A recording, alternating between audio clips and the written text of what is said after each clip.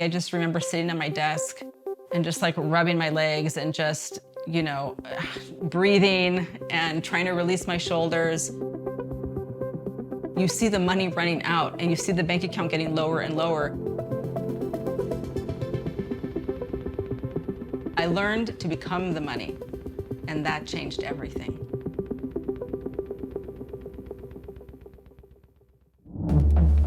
In the summer of 2019, I found myself, for the first time in my adult life, unemployed. I also had a 13-year-old daughter at the time. I had student loan debt. I had credit card debt. Didn't really have a savings. It was a crossroads. I was visiting my family. I had my daughter with me because I always take her to visit her grandparents in the summertime. I decided we're going to learn how to make things this summer. And so soap was one of those things that I was curious about learning how to make. One of the recipes called for aloe vera, and I didn't have any aloe vera. But what we did have were nopales. Nopalera is the name of the cactus plant, or what you call in English the prickly pear cactus. So I went out into the yard and I cut up penca, and I used the inside instead of aloe vera, and that's how the idea was born, to make a cactus soap. Here is this sustainable, ancient plant, culturally symbolic, that I have known and been eating my whole life. And I could build a high-end Latina brand around this plant and speak to a whole community that had historically been overlooked in the beauty space. And so it was in that moment that I decided I was going to build something. When I had the idea for Nopalera, I had no money to start a business. So I used my credit card to buy ingredients in small quantities, and I worked out a payment plan with my branding designer. The minute that I turned on the website, it was like a magnet. The customers came, the wholesale accounts came. I really felt like I had hit on something that was truly missing in the market. It was around the end of the second year when I realized I was going to have to raise real capital to invest in inventory, to invest in product innovation, to hire people. I felt very anxious. I felt desperate because the credit card can only take me so far. You see the money running out and you see the bank account getting lower and lower. And every day you still have to show up and pitch your brand and pitch this big idea and ask for a lot of money. And it's I don't know how else to explain it, but it's anxiety inducing.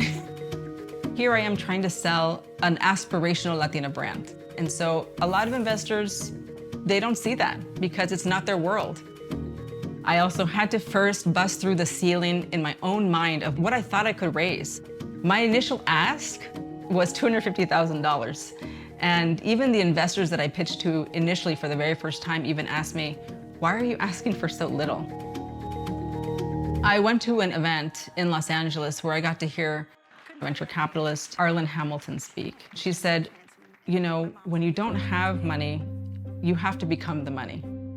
And it was in that moment where it clicked. I had to embody that spirit and that energy of money in order to be able to attract investors to me. I think a lot of us carry money wounds that we're not familiar with, or we don't realize that they are that. And this whole process of starting a business and raising capital really had to make me look inward about my own thoughts and what I assumed was true. And what I realized is that I had this just enoughness kind of mentality.